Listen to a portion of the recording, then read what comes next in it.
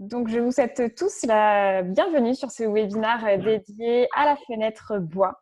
Donc, on est ravis de vous accueillir aujourd'hui pour une édition d'une heure, 1h30 pour ce webinaire du coup à l'initiative de la CAPEB, de l'UMB-FFB, donc l'Union des métiers du bois, Fédération française du bâtiment, et de l'UFME.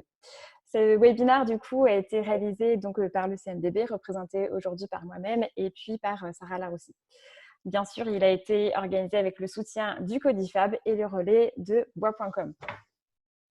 Pour rentrer rapidement dans le vif du sujet, je vais juste vous présenter comment fonctionne ce webinaire. Donc, vous avez l'habitude, vous ne pouvez pas en tant que spectateur activer votre caméra ni votre son, mais par contre, vous pouvez échanger directement dans le chat.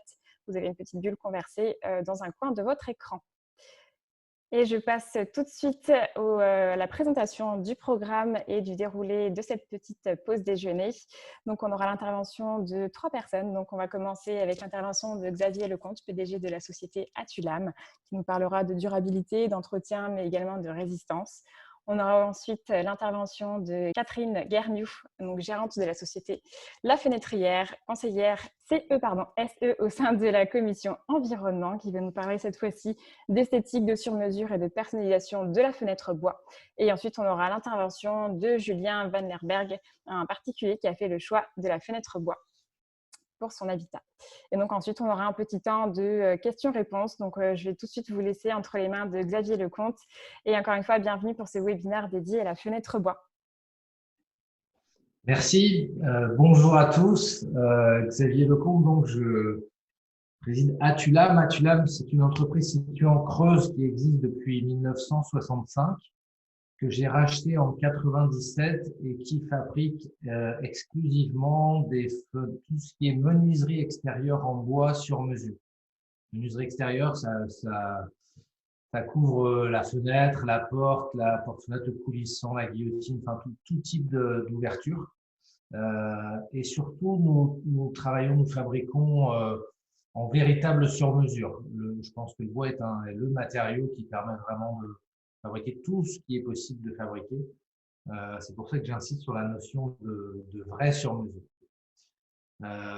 Atulam a connu depuis ma reprise en 97 une croissance régulière et constante de chiffre d'affaires. Tous les ans, nous avons fait de la croissance. Nous sommes passés de 1,5 million d'euros de chiffre d'affaires à 18,5 millions de chiffre d'affaires en 2020. Et là aussi, nous avons réussi à faire un peu de croissance malgré le Covid. Nous sommes passés de 20 salariés à 160 salariés. Et nous sommes passés surtout d'un seul client qui était la maison mère quand j'ai racheté à plus de 900 partenaires menuisiers sur toute la France. La construction d'Atulam s'est faite sur la satisfaction du client.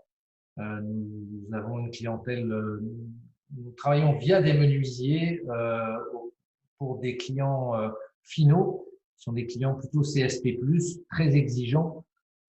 Et grâce aux bouche à oreille liées à leur satisfaction, nous avons pu connaître le développement que nous avons connu et que nous continuons de connaître. C'est assez essentiel, l'exigence qualité, à la fois sur le beau, à la fois sur la performance et à la fois sur le service offert. Nous avons pour ça construit un réseau de partenaires menuisiers qualifiés sur toute la France. C'est assez essentiel parce que la plus belle fenêtre du monde mal posée, elle ne fonctionnera jamais, il y aura beaucoup d'insatisfaction. Nous sommes aussi développés sur un point essentiel et capital qui, je pense, a sauvé aujourd'hui le marché de la fenêtre bois. Le marché de la fenêtre bois a été phagocyté, vous le savez tous, je pense, par le PVC et l'aluminium, au fait de dire, j'ai presque envie de dire, de faire croire que la fenêtre bois, le problème, c'est qu'il faut repeindre tous les ans. Alors aujourd'hui, on a beaucoup travaillé là-dessus et il faut quand même dire que ça n'a jamais été vrai. Et puisqu'on parle de durabilité, avant que se crée le marché de la fenêtre lié à l'isolation thermique, avec la crise pétrolière, il faut savoir qu'en France, on changeait les fenêtres en moyenne uniquement tous les 65 ans et qu'elles étaient toutes en bois. Alors je pense qu'en termes de durabilité, aujourd'hui, au bout de quelques années, on change les fenêtres en d'autres matériaux. Donc, on peut difficilement faire mieux que la durabilité que propose la fenêtre en bois dans la mesure où on travaille avec des essences de qualité, bien sûr, et durables. Euh, Quand je suis arrivé dans ce métier, j'étais pas menuisier. J'avais dit à mon chef d'atelier à l'époque, tu sais, moi je connais rien, hein, je suis pas menuisier, mais ce que veulent les clients, je vais vite comprendre. Je suis revenu vers lui et je lui ai dit, tu sais, je pense qu'on n'achète pas une Porsche prête à peindre. Donc, on n'achète pas une fenêtre en bois prête à peindre. Euh, je ne vois pas comment un client final peut être satisfait quand il achète une fenêtre quand même assez chère et que quand il arrive le soir, quand il a changé sa fenêtre, bah, elle est encore pas très jolie parce qu'il reste à la peindre. Donc, je lui ai dit, écoute, nous, on va peindre les fenêtres. Et en plus, on va travailler à ce que la fenêtre, à ce que la peinture appliquée dure longtemps et rassurer les gens sur cette tenue de la peinture. Donc, on a beaucoup travaillé. Notre premier chantier peint en usine date de 98. C'était l'annexe de la préfecture de Guéret. J'ai oublié de dire, mais nous sommes installés en Creuse. Euh, et donc, bon, à l'époque, on a fait ça un peu de briques et de broc sur des tréteaux avec un pétard. Et on a fait le mieux qu'on a pu. Eh bien, ce chantier-là, tout le monde peut aller le voir. Aujourd'hui, 25 ans après, la peinture blanche est en parfait état. Euh, Vous imaginez bien que des bâtiments publics, il n'y a pas une femme de ménage qui passait tous les jours pour la nettoyer, donc l'entretien est resté minime. Mais pour autant, la peinture est en excellent état. C'est un joli témoin de la capacité de tenue de la peinture dans le temps, d'autant qu'aujourd'hui, le process a considérablement évolué. Donc aujourd'hui, on propose des systèmes où on garantit la peinture en partenariat avec nos fournisseurs de peinture. On travaille avec des produits à base aqueuse, donc des produits à l'eau, des produits écologiques, ce qui complexifie d'ailleurs la technique et l'application de ces produits, le bois réagissant. Et on travaille donc avec nos partenaires fabricants de peinture qui ont des grosses structures de R&D, de recherche et développement pour nous accompagner dans cette construction de durabilité de la peinture. Aujourd'hui, on garantit la peinture 12 ans, mais je pense qu'on ne va pas s'arrêter là. Et on a des projets à l'étude avec nos partenaires fournisseurs de garantie encore plus longue. Et je dis souvent, puisqu'on a un chantier qui a déjà 23 ans qui est en parfait état, j'ai coutume de dire à mes clients menuisiers, voire des clients finaux, vous savez pourquoi on garantit la peinture 12 ans? C'est parce qu'elle tient bien plus longtemps que ça. Donc là-dessus, il faut être très rassuré. Alors, comment on a travaillé pour évoluer sur le process, sur la qualité des produits et sur leur application? Il y a plusieurs critères.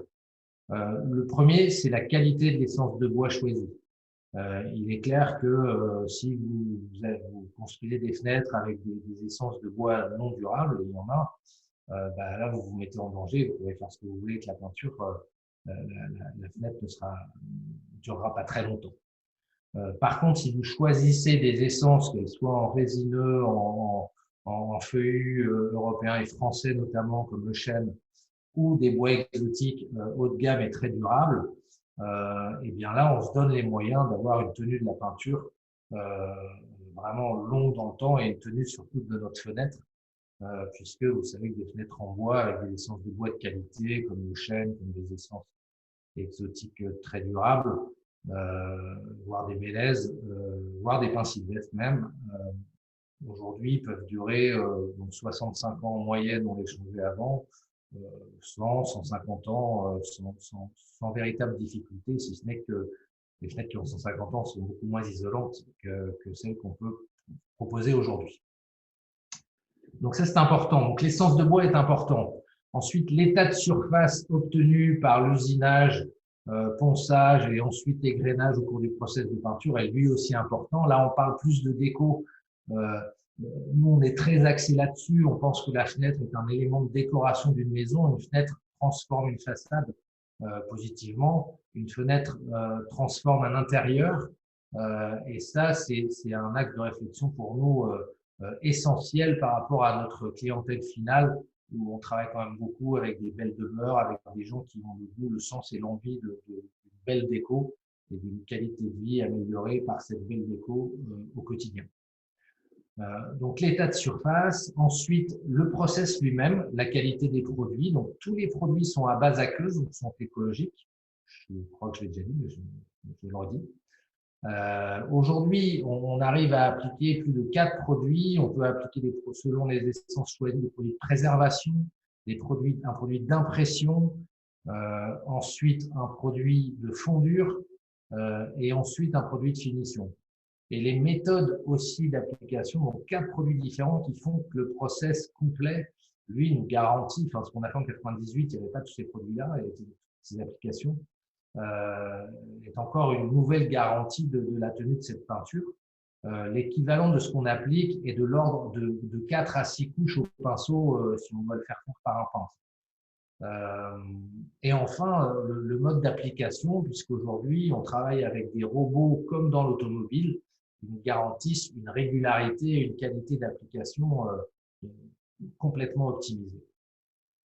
Donc, tous ces critères-là nous permettent aujourd'hui d'affirmer haut et fort et de rassurer nos clients finaux potentiels que le bois, évidemment, en général, on est confronté à des gens qui disent mais évidemment que je veux des bois, c'est quand même, la maison est jolie, le bois, c'est écologique, c'est chaleureux, c'est générateur de bien-être. Mais moi, monsieur, je n'ai pas envie de repeindre, quoi. Aujourd'hui, on est fort, on est solide sur nos appuis et on peut dire clairement que c'est plus un débat, quoi. La peinture, si elle est bien faite en usine, on la garantit et elle tient très très longtemps dans le temps. C'est le message que je voudrais faire passer à tout le monde parce que c'est le message de notre avenir, de notre métier et c'est le message de la relance de ce marché pour la plus grande satisfaction surtout des clients finaux.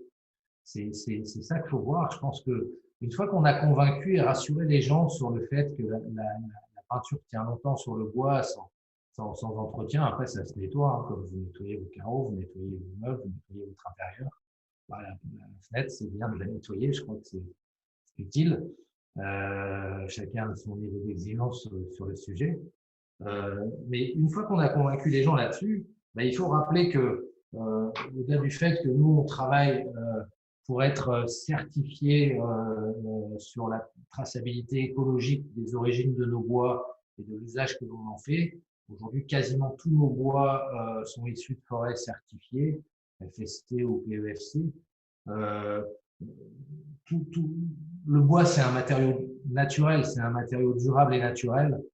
Et le bois, c'est un matériau au bilan carbone positif. On parle beaucoup du bilan carbone aujourd'hui. Je crois que c'est enfin devenu un sujet qui concerne la société, et Dieu merci, il était temps. Le bois est un stockeur de carbone universel. C'est énorme.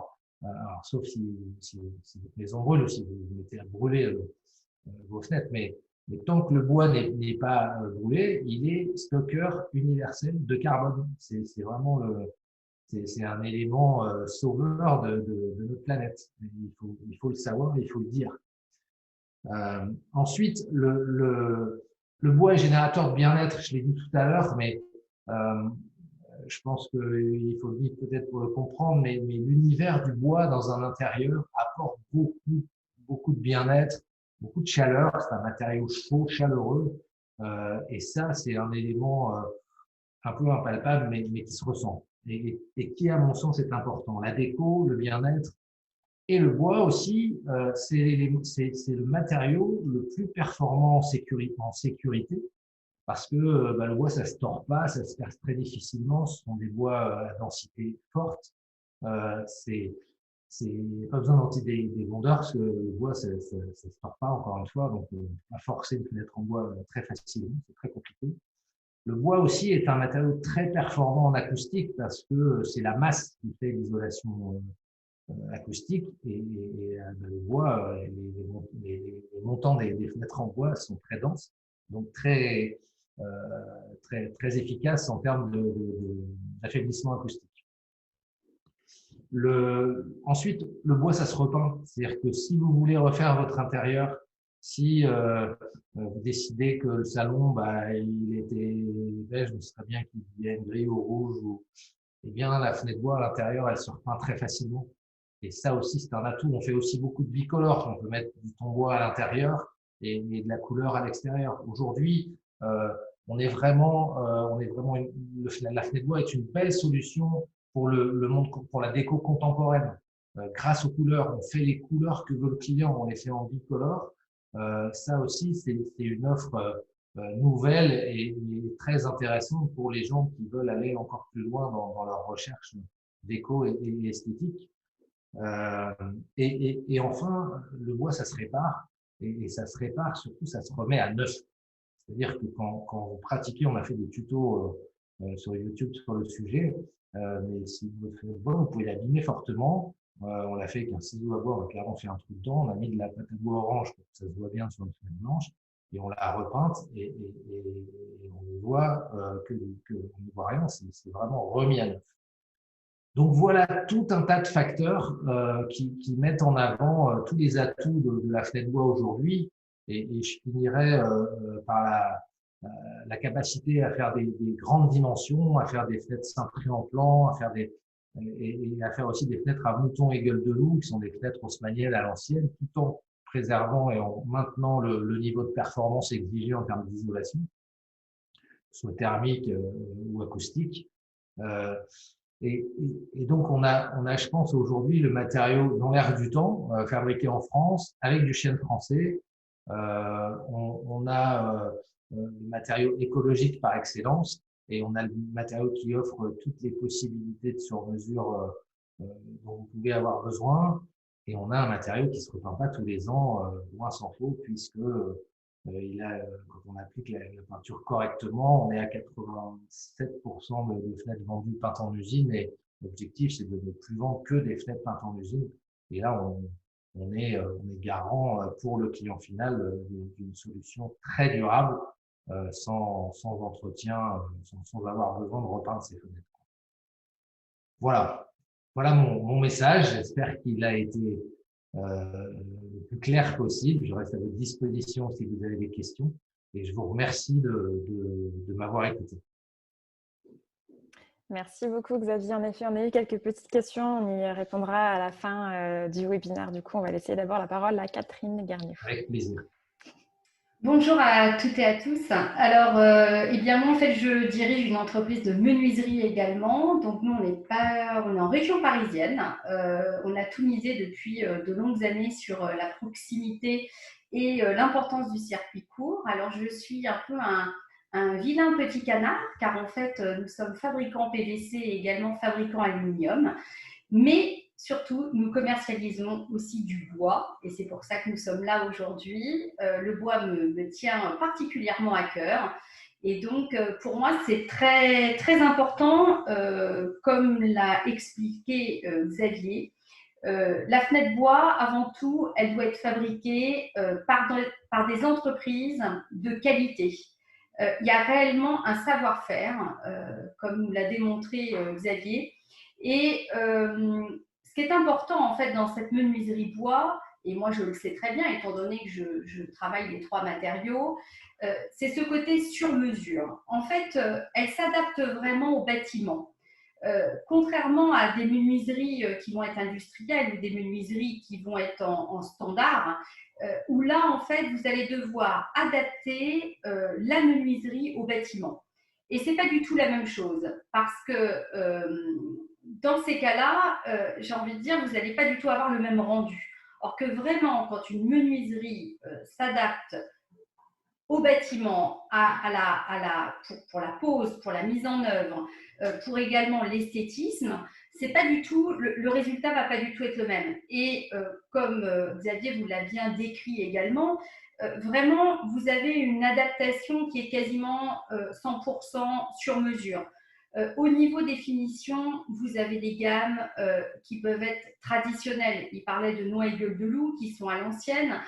Vous pouvez avoir au niveau des petits bois en intérieur-extérieur fictifs avec des intercalaires dans le double vitrage qui permet vraiment d'avoir comme si on était sur les petits bois des anciennes menuiseries. On peut également y mettre des crémones à l'ancienne, des pommelles à turlupet. Donc, il y a vraiment cette flexibilité. Et à côté de ça aussi, vous avez toute une approche qui est design. Donc, vraiment une adaptabilité qui se fait très facilement. Et puis, ce qui est important aussi, c'est toute cette notion de couleur. J'ai vu par rapport à vos échanges dans les discussions, Eh bien oui, on peut faire de la bicoloration parce qu'en fait, on n'est pas obligé quand on fait du tout laqué, comme l'a expliqué Xavier, d'avoir une seule couleur. Il peut très bien avoir une couleur extérieure et une couleur intérieure qui soient complètement différentes. Les robots de la cage maîtrisent tout à fait cette possibilité en fait de cette bicoloration et en plus c'est évolutif dans le temps étant donné que vous pouvez très bien modifier en fait les teintes en fonction de votre intérieur et de ce que vous souhaitez comme finition. Xavier l'a aussi très bien expliqué, l'essence de bois, bien entendu, a aussi toute son importance parce que le rendu sera différent. Hein, si on part sur, si là par exemple on ne laque pas, on est simplement sur une finition plus naturelle, il est certain qu'entre un pin sylvestre ou du chêne ou de l'exotique, vous n'allez pas avoir non plus le même rendu et donc vous pouvez jouer aussi sur ces couleurs naturelles en fait que vous avez à travers le bois. Donc conclusion, la fenêtre bois, elle est vraiment personnalisable. Il n'y a pas réellement de limite. On a quand même des contraintes bien entendu qui sont liées au bâtiment et surtout à des techniques de mise en œuvre, mais vous pouvez l'avoir cintrée, elle peut être en forme trapézoïdale, il y a vraiment une adaptation et ça, c'est vraiment la richesse de la menuiserie bois que l'on n'a pas forcément sur d'autres matériaux qui ont aussi leurs avantages, mais le bois a celui-là, en tout cas, de vraiment d'être sur cette flexibilité. Donc voilà, j'ai peut-être été un petit peu vite sur ma partie, mais vous l'avez compris, vous avez vraiment avec le bois une fenêtre adaptable et 100% qui ressemblera à l'intérieur que vous souhaitez. Merci Catherine. Alors Catherine, tu nous as fait avancer un peu le planning, mais c'est pas grave, c'est les joies du direct, hein, dirons-nous. Donc le troisième intervenant va se connecter dans quelques minutes et on va en profiter pour aborder les premières questions. Et faire une première salle de questions-réponses. Donc Xavier, il y avait quelques questions pour toi dans le chat. Donc alors, première question, la peinture en usine, c'est très bien si on veut la même peinture et je pense du coup que l'intervenant souhaitait mentionner du coup le même aspect en intérieur qu'en extérieur. Est-ce que c'est le cas du coup pour la fenêtre bois ? Alors, je crois que ça a été dit par Catherine et par moi, mais effectivement, c'est important de le répéter. La question est bonne. On a justement l'intérêt du bois permet de faire du bicolore. Et quand je dis bicolore, ça peut être soit deux couleurs, une couleur à l'extérieur, un blanc par exemple, et puis vous voulez dans une chambre mettre du beige à l'intérieur, dans une autre du gris et dans votre salon du ton bois. Vous pouvez le faire. Alors, j'ai vu d'autres questions qui disent oui, mais ça coûte cher. Ça coûte cher pour tout le monde parce que vous le fassiez faire par un peintre ou par une usine. La prestation est identique. Alors après, il y a une petite astuce. C'est-à-dire que si vous voulez un bicolore, pour avoir par exemple, vous achetez des fenêtres en chêne, vous les peignez en blanc à l'extérieur et vous voulez du ton chêne naturel à l'intérieur. Ça, c'est possible. C'est possible et pour l'intérieur d'ailleurs on travaille sur des finitions très naturelles qui soient les moins brillantes possibles et les moins pigmentées. Parce que je répondrai aussi à la question sur la lasure en extérieur où en fait la durabilité de la lasure ton bois est liée à la pigmentation de cette lasure. Donc plus on veut que ça tienne, plus il faut que ce soit pigmenté, donc ça teinte un peu la menuiserie par rapport à son état naturel. Alors, le chêne, souvent, on l'aime bien naturel. Donc ça, à l'intérieur, on n'a pas de souci. Donc on peut faire des finitions, soit on fait des finitions huilées légèrement teintées, qui peuvent être teintées blanches, teintées grises, des finitions huilées, voire assez brutes avec fondure naturelle.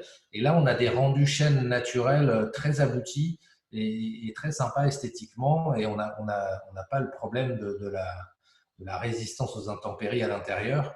Donc, on peut avoir une finition très naturelle.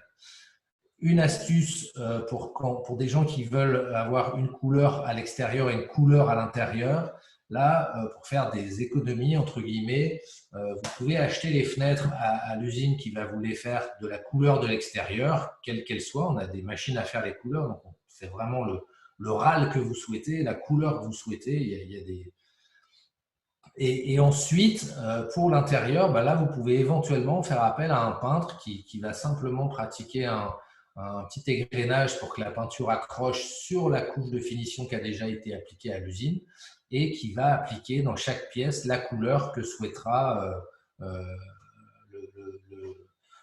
les clients ou leur architecte.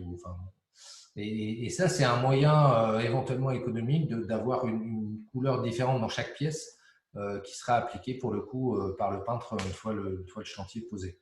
Ça peut être une astuce. Donc, vous voyez, on a toutes les solutions. Pour revenir sur la lasure et sa tenue dans le temps, effectivement, le ton bois lasuré ne permet pas des tenues aussi longues et aussi garanties que la couleur. Pour la couleur aussi, une petite information, plus c'est clair, plus ça dure longtemps. Le blanc et les couleurs pastel, ça dure très très longtemps. Aujourd'hui, on a 23 ans de recul avec une application vraiment artisanale à l'époque. Je suis très très confiant sur une durabilité qui est estimée parce qu'on n'a pas de recul, mais les gens qui ont des fenêtres en blanc, peintes en blanc, qui sortent de chez nous, je pense que dans 30 ans, elles seront encore en très bon état. Ensuite, donc ces lasures, elles ont les garanties 5 ans, leur tenue. Elles sont très, la tenue de la lasure est très variable en fonction de l'exposition. Le soleil et la pluie, évidemment, si c'est plein ouest, ça tient moins longtemps que si c'est plein nord. Donc l'exposition compte, mais aujourd'hui, on a quand même des applications de lasure qui sont très résistantes. Alors, sur l'engagement de la garantie, il faut toujours évidemment être prudent en fonction du contexte, mais on a quand même des lasures qui sont très résistantes. Ce sont des lasures à base aqueuse toujours, et ce sont aussi tous les produits qu'on applique, je ne l'ai pas dit ça, mais ce sont des produits microporeux, c'est-à-dire c'est pas comme les produits avant glycéro qui étouffaient le bois et qui généraient des risques de pourriture du bois à l'intérieur de la peinture. Aujourd'hui, les produits sont respirants, donc permettent au bois de respirer et donc de durer longtemps, très longtemps. Je me permettrai juste d'ajouter, alors tout ce que vous a dit Xavier, bien entendu, est essentiel. Par contre, faites attention quand même, hein, Xavier fait partie justement de ces fabricants qui ont un savoir-faire et moi je sais qu'en ayant sélectionné notre fabricant bois, il fait partie comme Xavier de la charte menuiserie 21. C'est quand même important de le dire, hein, parce qu'en fait, ce sont des gens, c'est des menuisiers qui connaissent leur métier. Et sachez que toutes les menuiseries bois ne sont pas établies, ne sont pas fabriquées comme ce que Xavier vient de vous expliquer. Donc ça aussi, il faut vraiment faire attention à d'où viennent vos menuiseries, la traçabilité de vos menuiseries, c'est vraiment quelque chose d'important. Il y a une question qui est liée au FDES. Alors oui, vous avez un site qui existe, hein, qui est de-bois.fr, où vous avez toutes les informations sur les FDES liés au bois. Très bien. Donc c'est un point quand même qui est… Soyez vigilants, voilà, sur… et vraiment, cette charte, hein, menuiserie 21 est vraiment… toutes les menuiseries qui sont impliquées dans cette charte ont justement cette démarche que vous a expliqué Xavier, et c'est vraiment très important. Il y avait une question aussi sur en bois massif ou en collé. Alors, moi, je sais, Xavier, nous, de notre côté, on travaille beaucoup sur le lamellé-collé, car ça permet justement de… le bois travaille moins, en fait, hein, étant donné qu'il est déjà travaillé en amont et ça stabilise, en fait, c'est comment… tout simplement les dilatations et les mouvements du bois. Xavier, je ne sais pas, toi, de ton côté, ce que tu en penses pour répondre à cette question. Oui, il en va de même pour nous. C'est-à-dire qu'aujourd'hui, la technologie a évolué et on travaille beaucoup sur des bois lamellés collés. et voir lamellés collés aboutés, ce sont des bois qui sont tranchés et recollés pour les rendre totalement stables.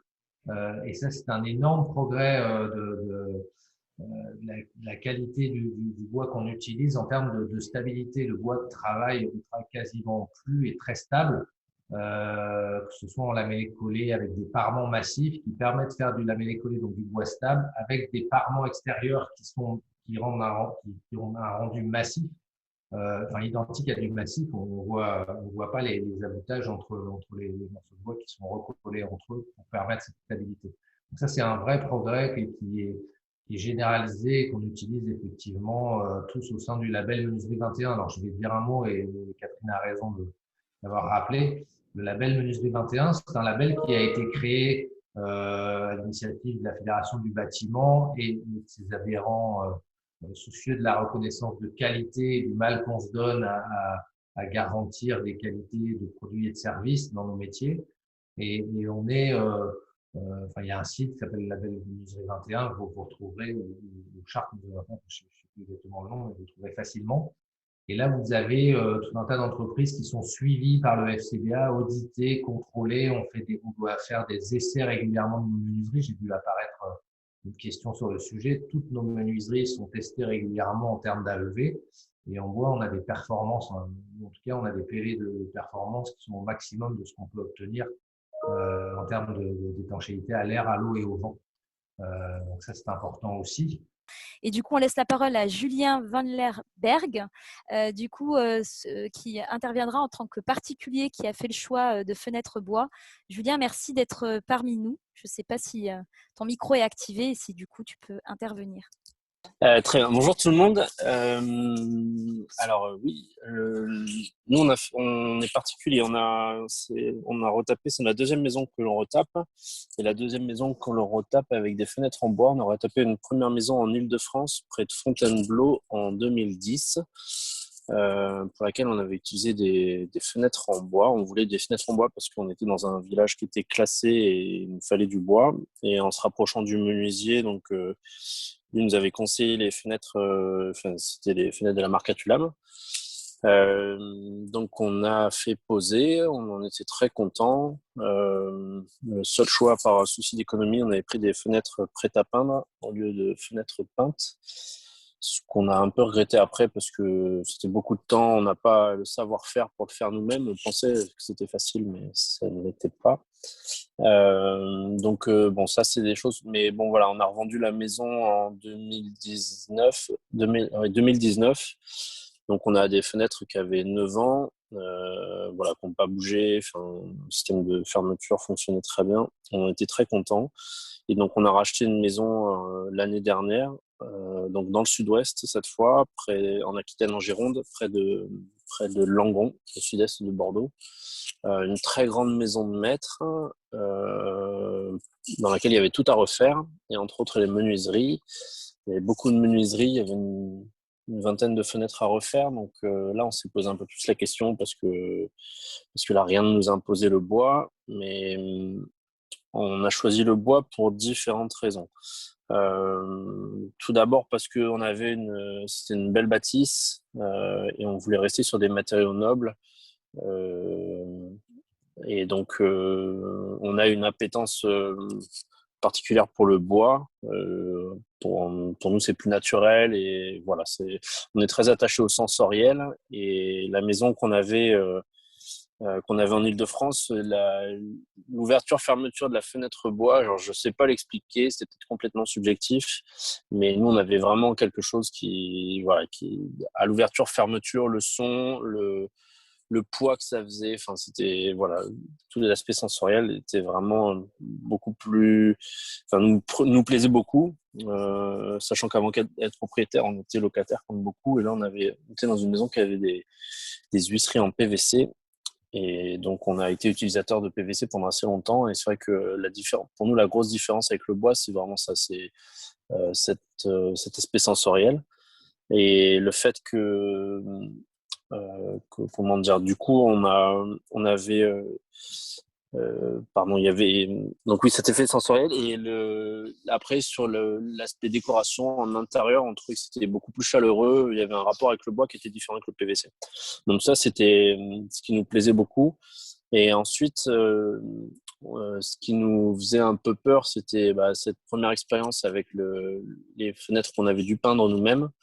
Et donc là, ce coup-là, on a fait différemment. C'est nous qui nous sommes rapprochés de la société Atulam parce qu'on avait été contents de la qualité des fenêtres pour savoir vers quel menuisier nous tourner en Aquitaine.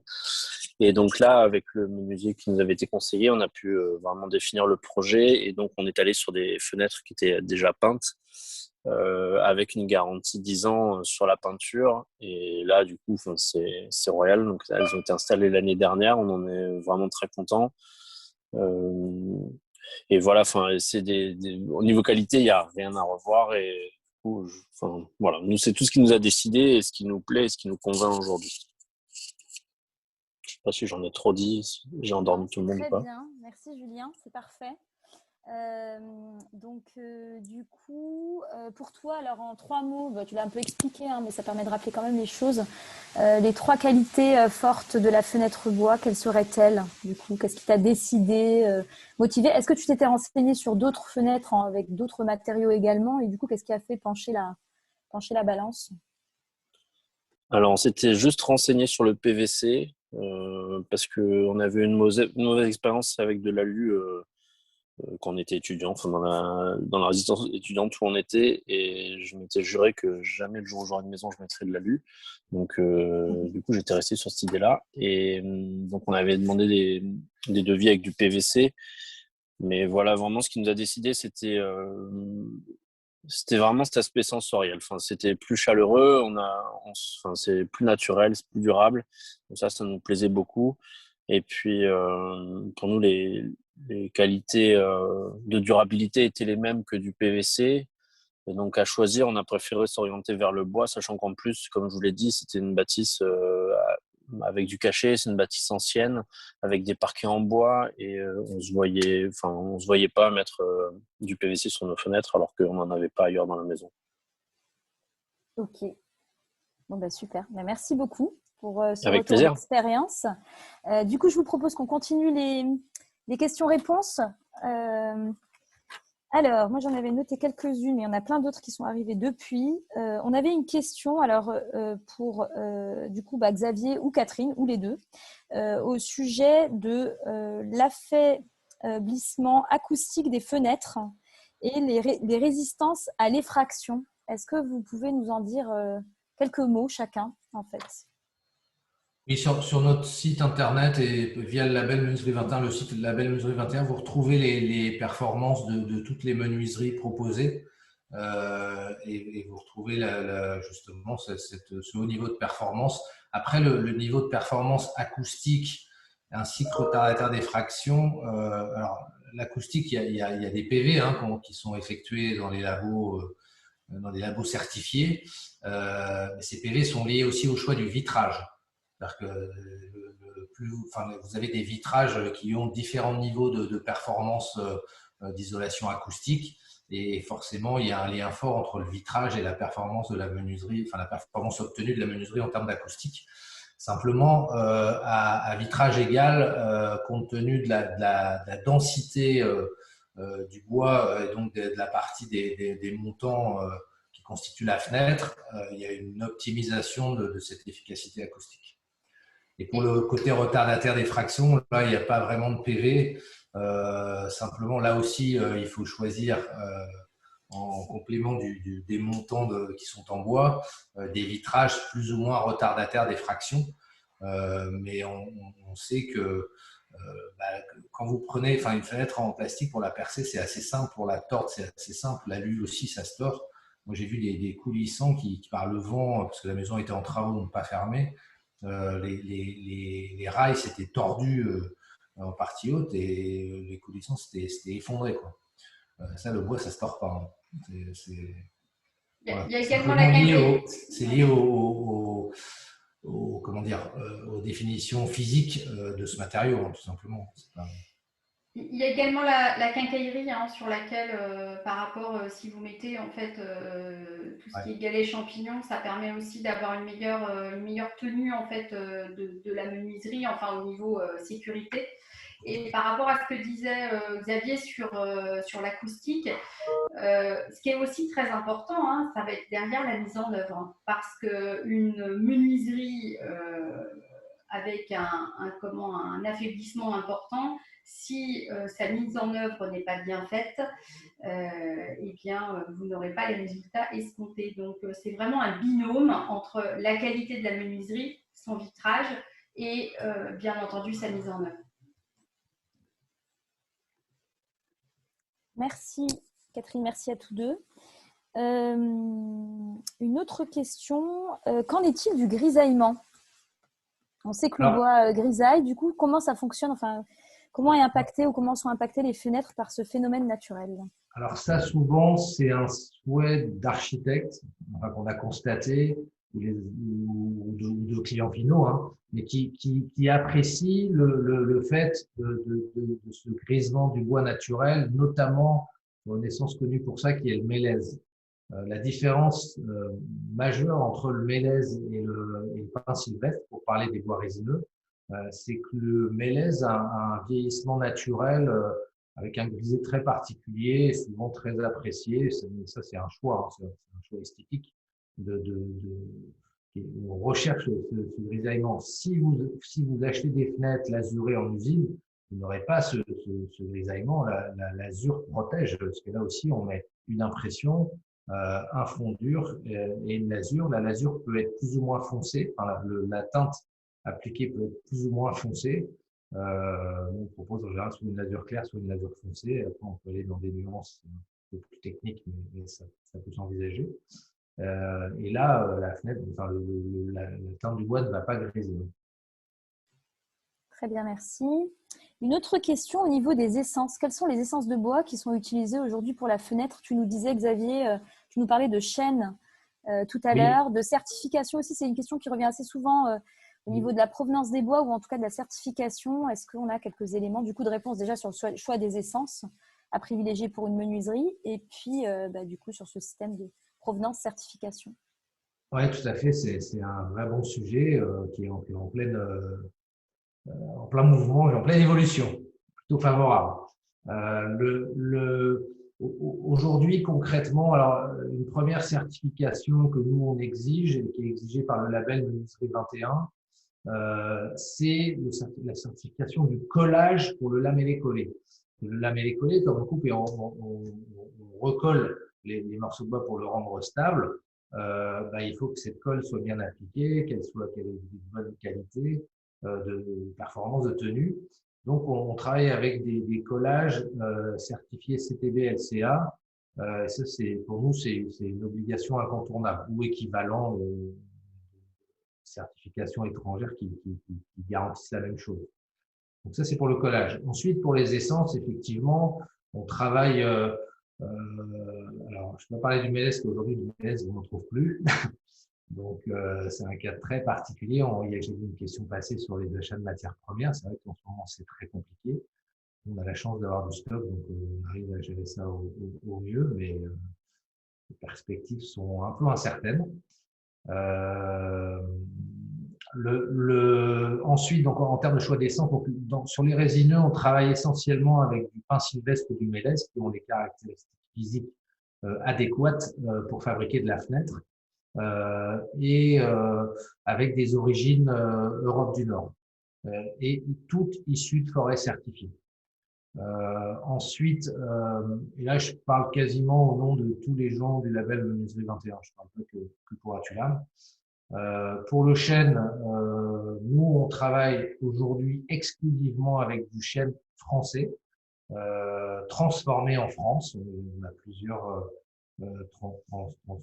fournisseurs qui ont transformé préalablement le chêne, parce qu'on l'achète de plus en plus aujourd'hui. Comme on achète du lamellé-collé, je le précise, on achète beaucoup le bois en carrelé, c'est-à-dire en montant tout fait, enfin prédébité quasiment.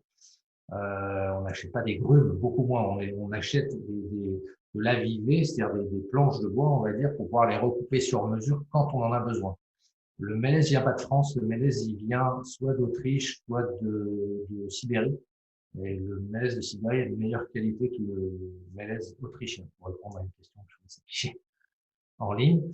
Ensuite, sur les bois exotiques, nous, on travaille quasi exclusivement avec des bois africains, parce que parce que déjà, ce sont des bois de très, très grande qualité. Et aujourd'hui, les Africains ont beaucoup évolué dans la gestion de leurs forêts. Ce sont des forêts d'État, donc ce sont d'immenses forêts. Donc, ils font de la cueillette. Alors, je ne vais pas dire qu'ils sont parfaits, enfin, le contexte de l'Afrique est toujours un peu particulier, mais aujourd'hui, les États ont imposé des transformations sur place déjà. On n'achète plus la matière première non transformée. Il y a obligation d'un premier niveau de transformation en Afrique. Et on travaille beaucoup en Afrique centrale avec les pays Congo, Gabon, Cameroun. Et ces pays aujourd'hui sont dans des démarches de certification de leurs forêts assez avancées. Donc ça, aujourd'hui, on arrive, nous, à acheter du bois qui est certifié, enfin qui vient d'Afrique et qui est certifié. Et on travaille sur des projets d'essence. Alors, juste pour comparer, en relativisant certes, mais l'Afrique, pour vous dire, c'est vraiment de la cueillette. Ils abattent, je crois que c'est 2 arbres à l'hectare. Donc c'est quand même vraiment géré concrètement. C'est pas l'Amazonie où là, on met le feu aux forêts pour pouvoir cultiver la palme, la canne à sucre, hein, tout ce qu'on peut imaginer. Et là, c'est un vrai drame écologique. Enfin, les forêts amazoniennes, c'est catastrophique. Enfin, c'est incomparable entre ce qui se fait ce qui se fait en Afrique et de ce qui peut se faire aujourd'hui en Amazonie. Je ne peux pas faire de politique, mais il y a quand même des excès graves auxquels il faudra mettre fin pour sauver notre planète. Merci Xavier. Voilà. Merci à toi. Alors, je précise une petite chose tout de même très importante, c'est que donc nous vous enverrons toutes les informations sur l'ensemble des labels. Donc, on a parlé de la Charte 21, mais je sais également que la CAPEB a également un label, le label FAS, qui existe depuis maintenant environ 10 ans. Et que d'autres entreprises, menuisiers, utilisent aussi des AEV. Donc, on se permettra de vous transmettre toutes ces données avec les liens utiles. Je sais également que l'UFME a plusieurs actions à ce niveau et d'ailleurs a lancé dernièrement une action sur le réemploi. Donc, c'est un sujet qu'on aura l'occasion d'aborder dans un second webinaire, toujours sur la fenêtre bois. J'ai vu quelques questions passer sur ce même sujet. Donc, ça viendra, il faut être encore un petit peu patient. Donc, on vous enverra bien sûr toutes ces informations. Catherine, une petite question pour toi. Y a-t-il une différence, alors 2 questions même, y a-t-il une différence entre la peinture au pistolet et la peinture au pinceau? Alors ça, c'est un particulier qui me pose la question, c'est très pragmatique. Et une deuxième question sur la mixité des matériaux. On sait que le bois est un matériau très complémentaire par essence. Et du coup, c'est vrai qu'on peut retrouver aujourd'hui des menuiseries mixtes, donc bois alu. Quels sont du coup les avantages à utiliser une menuiserie mixte? Quel est l'apport que peut apporter chacun des matériaux sur ce type de produit? Catherine, je ne sais pas si tu veux répondre avant que Xavier nous dise quelques mots. Oui, bien sûr. Alors, par rapport à la première question, tout simplement, le pistolet va donner quelque chose de plus uniforme. Hein. Vous allez avoir une finition qui va être plus belle. Après, il est certain que généralement, il faut être dans une cabine pour le faire. Donc, c'est pour ça que beaucoup aussi utilisent le pinceau quand vous souhaitez repeindre ou peindre des menuiseries bois. Mais comme nous l'avait très bien expliqué, c'est Julien, je crois, c'est pas si facile de peindre ses fenêtres. Et d'ailleurs, il a opté ensuite pour directement des fenêtres laquées. Donc voilà. Et pour la deuxième question, alors effectivement, il y a du mixte bois alu, hein, il y a ça déjà depuis longtemps, donc c'est vrai que ça donne une finition qui est assez sympa, puisqu'à l'intérieur, vous retrouvez ce côté chaleureux du bois. À l'extérieur, vous avez donc le côté alu. Je pense que c'est aussi surtout pour rassurer finalement les utilisateurs, parce qu'en fait, on se dit, si on met d'aluminium à l'extérieur, on n'aura pas besoin du coup de peindre en fait notre aluminium. Donc c'est tout à fait louable. Il faut savoir quand même que c'est un produit qui va être un petit peu plus cher. Hein. Les mixtes sont plus onéreux. Ça peut se comprendre, hein, puisqu'il y a une fabrication un peu différente. Mais ceci dit, les deux sont intéressants. Le mixte donne un aspect plus moderne, effectivement, en extérieur. Mais cependant, la fenêtre bois peut aussi avoir ce même résultat. Ensuite, ça va être une histoire de goût. Hein. C'est difficile de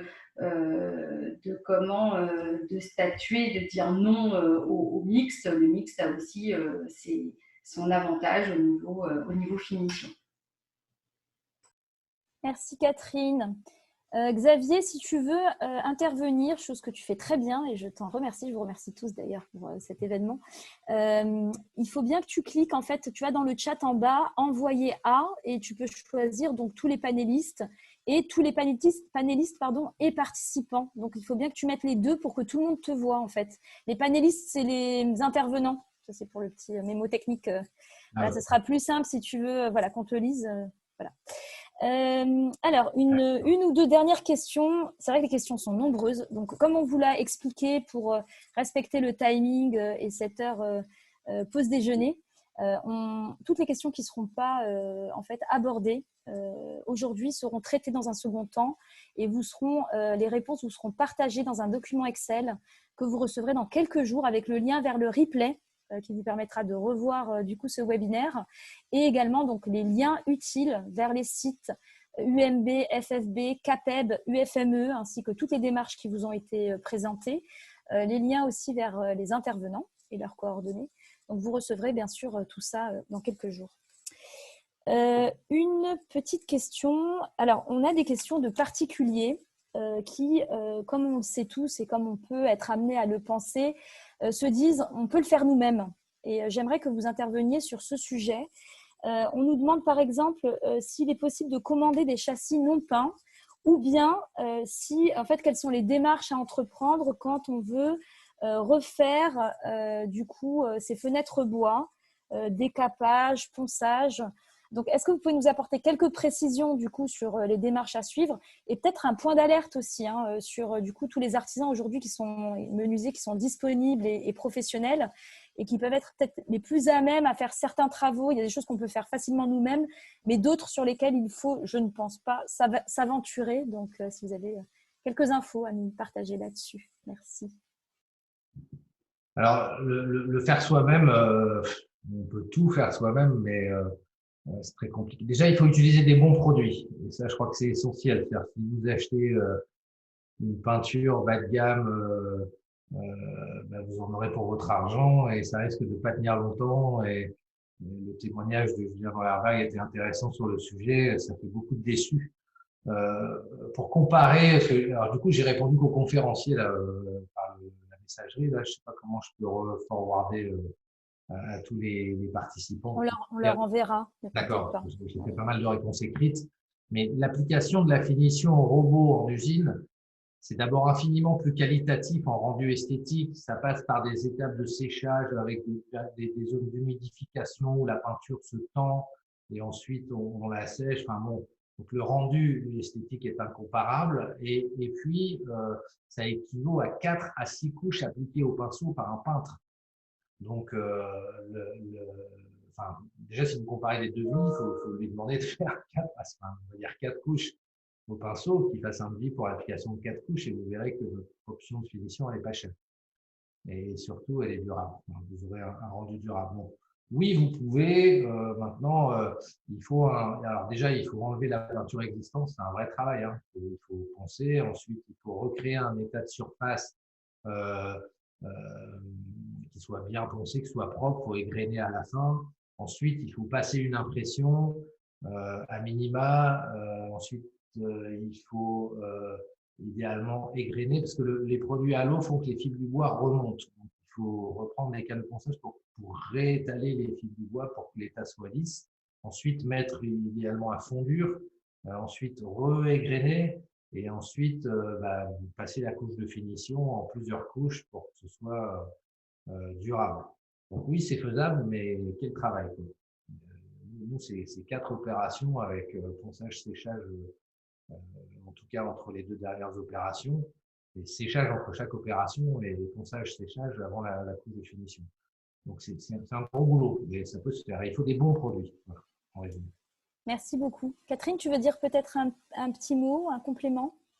Non, vous avez bien tout dit. Donc voilà, non, j'ai rien à rajouter, c'était très clair. Parfait, merci Mais beaucoup. on en revient toujours au même, hein. Faites attention à ce que vous achetez. Bien entendu, tout à l'heure, j'ai vu une remarque, il n'y a pas que Menuiserie 21.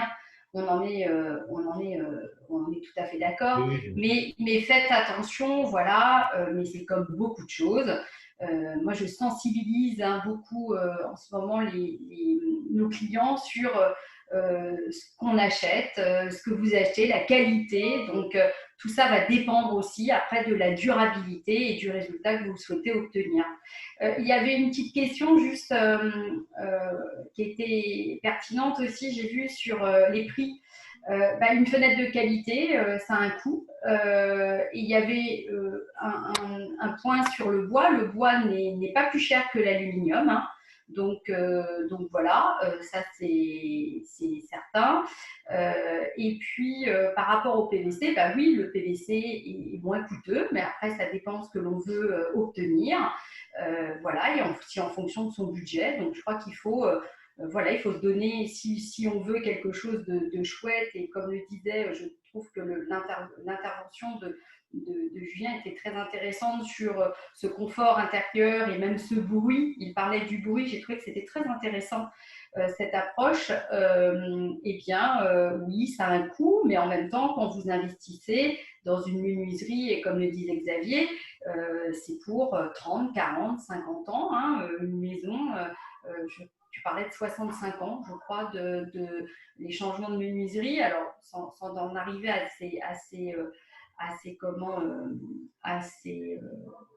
ce nombre d'années, en fait, vous voyez que finalement, si vous répartissez sur le nombre d'années ou le nombre de mois, le delta est vraiment infime. Voilà. Merci beaucoup Catherine. Du coup, je vous propose de conclure cette session webinaire pour pouvoir vous laisser le temps de reprendre le travail tranquillement. Du coup, on vous remercie 3 intervenants d'avoir présenté les atouts de la menuiserie bois. En tout cas, comme l'expliquait Sarah, on va vous envoyer très prochainement sous 8 à 10 jours en fait un mail avec le replay de ce webinaire, avec les réponses aux questions qui n'ont pas pu être traitées dès aujourd'hui. On aura également tous les liens utiles, ceux que vous voyez à l'écran, mais plus tous ceux qui ont été cités. Vous aurez également les coordonnées des intervenants du jour. Donc voilà, je crois que ça sera à peu près tout pour ce mail complet. Encore une fois, on se rend disponible si vous avez d'autres questions. N'hésitez pas toujours à les laisser dans le chat, c'est encore ouvert. Et donc du coup, je conclurai cette session webinaire avec un grand merci donc à tous en tant que participants, en tant qu'intervenants, mais aussi à l'équipe d'organisation. Donc, que je rappelle, la CAPEB, la FFB, UMB, l'UFME, bois.com, mais également le soutien du Codifab. Je vous souhaite une bonne journée à tous et à très vite pour un prochain événement. Merci beaucoup. À tous. À bientôt. Merci de votre écoute. Merci. Et n'hésitez pas si vous avez des questions.